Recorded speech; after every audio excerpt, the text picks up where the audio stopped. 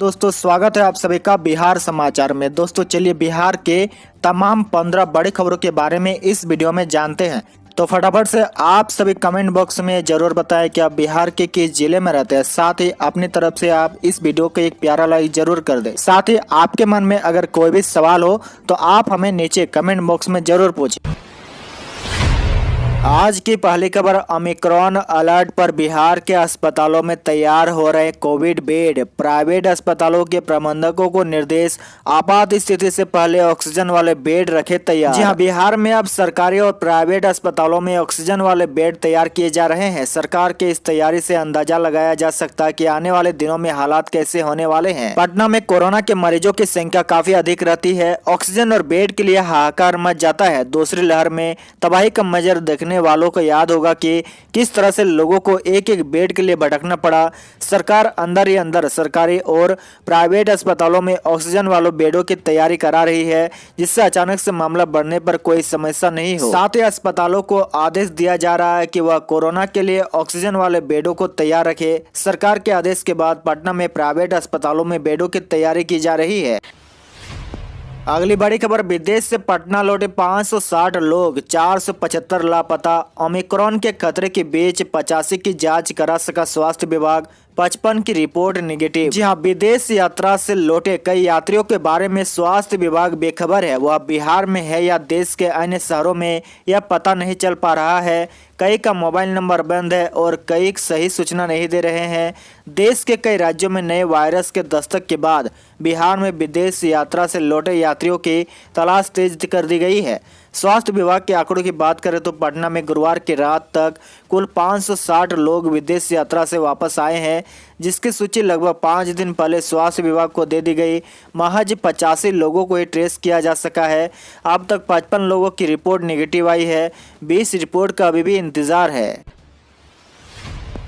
अगली बड़ी खबर, देश में कोरोना की थर्ड वेव का खतरा। टॉप साइंटिस्ट ने कहा ओमिक्रॉन वेरिएंट में वे सभी एलिमेंट्स है जो देश में तीसरी लहर ला सकते हैं। जी हां, कोरोना का नया वेरिएंट ओमिक्रॉन देश में तीसरी लहर ला सकता है। इसकी वजह से इसका ज्यादा संक्रामक और ताकतवर होना है।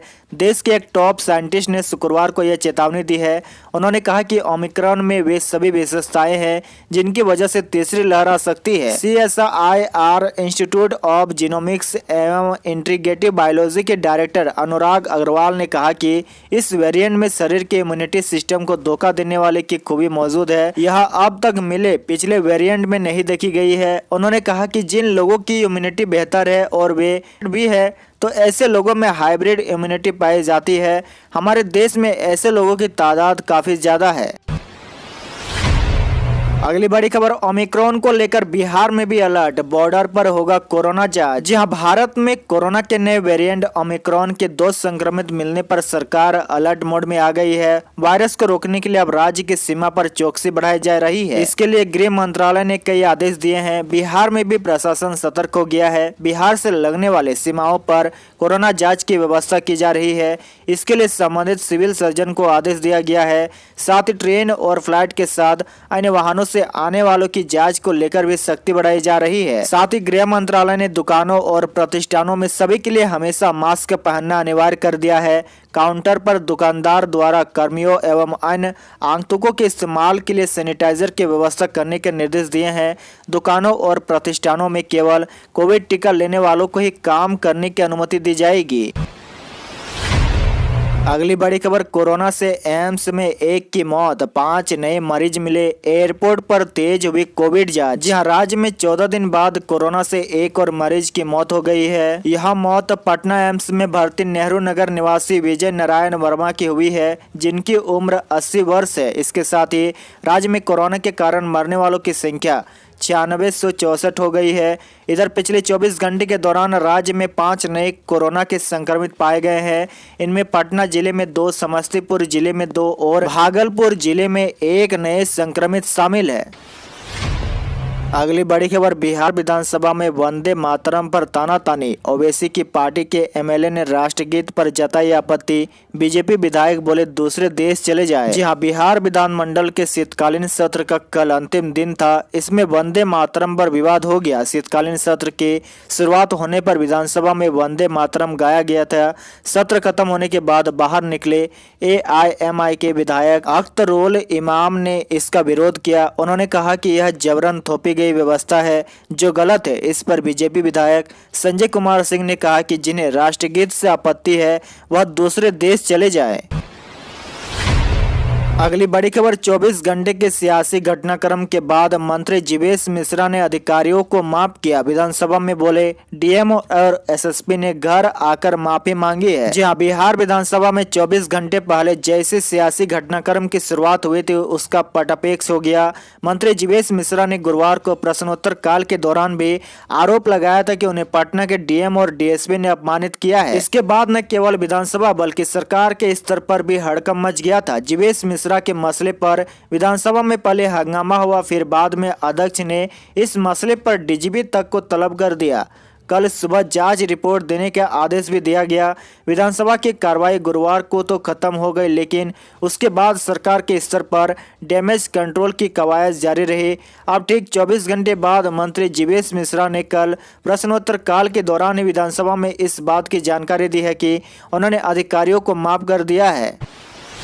अगली बड़ी खबर, नीतीश सरकार का बड़ा फैसला, सभी +2 स्कूलों में लगेंगे सोलर पावर प्लांट। शिक्षा विभाग ने जारी किया आदेश। जी हां, राज्य के सभी उच्च माध्यमिक विद्यालयों में सोलर पावर प्लांट लगेंगे। यह काम जल जीवन हरियाली अभियान के तहत होगा।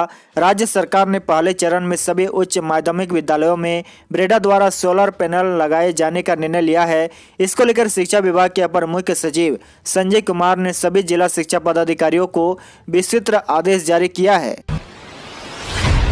अगली बड़ी खबर, गेस्ट असिस्टेंट प्रोफेसर को अब मिलेंगे अधिकतम 50,000 मासिक। बिहार के सरकारी इंजीनियरिंग और पॉलिटेक्निक कॉलेजों में मानदेय बढ़ा, अब प्रति क्लास 1500 रुपये। जी हाँ, विज्ञान एवं प्रौद्योगिकी विभाग ने राज्य के सभी सरकारी इंजीनियरिंग कॉलेजों, पॉलिटेक्निक तथा महिला पॉलिटेक्निक संस्थानों में अतिथि सहायक प्राध्यापक, अतिथि व्यवस्था, अतिथि तकनीक सहायक और अतिथि कर्मशाला अनुदेशक के मानदेय में वृद्धि कर दी है।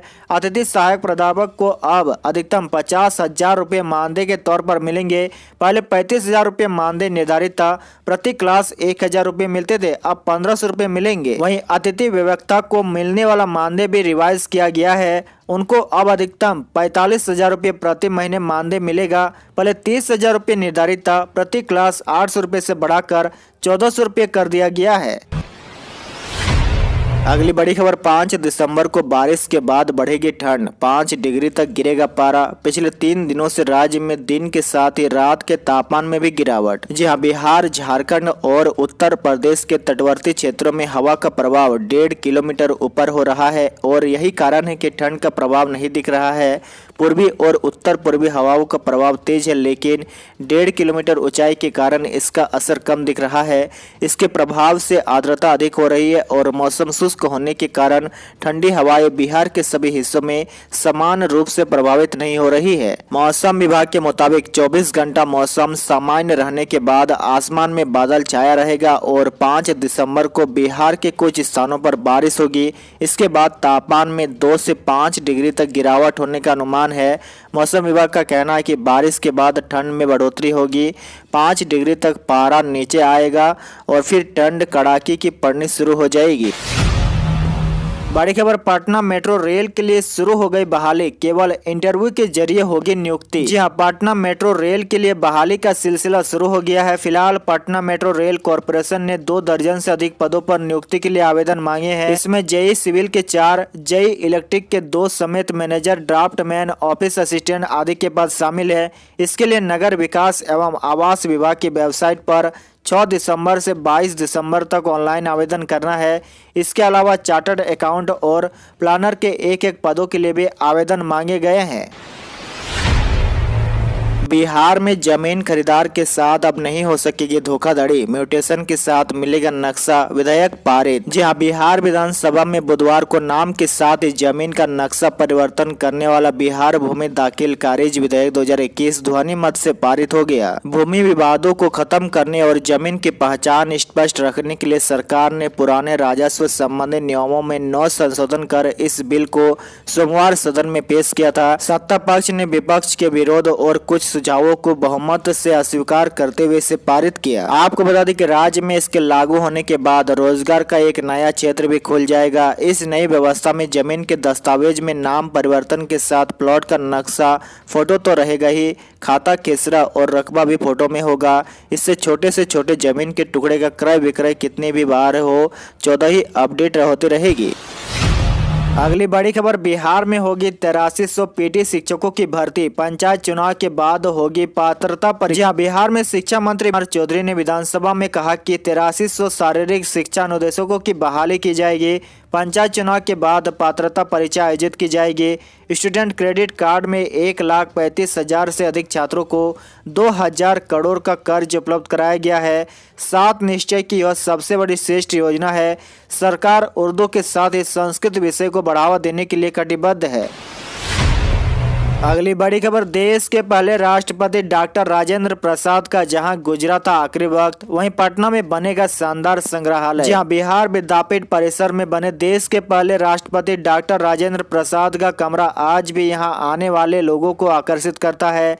भवन में रखी सामग्रियों और भवन की दीवार पर लगी हरिये न हिम्मत बिसारिये न हरि का नाम, जाहि विधि रखे ताम ताहि विधि रहिए, यह पंक्तियां राजेंद्र बाबू की सादगी और उनके पूरे व्यक्तित्व को दर्शाती है। बिहार विद्यापीठ के अध्यक्ष व सेवानिवृत्त IAS अधिकारी विजय प्रकाश ने बताया कि राजेंद्र बाबू से जुड़ी स्मृतियों को संभाल कर रखने के लिए विद्यापीठ परिसर में नए संग्रहालय का निर्माण 3.5 करोड़ रुपए की लागत से होगा।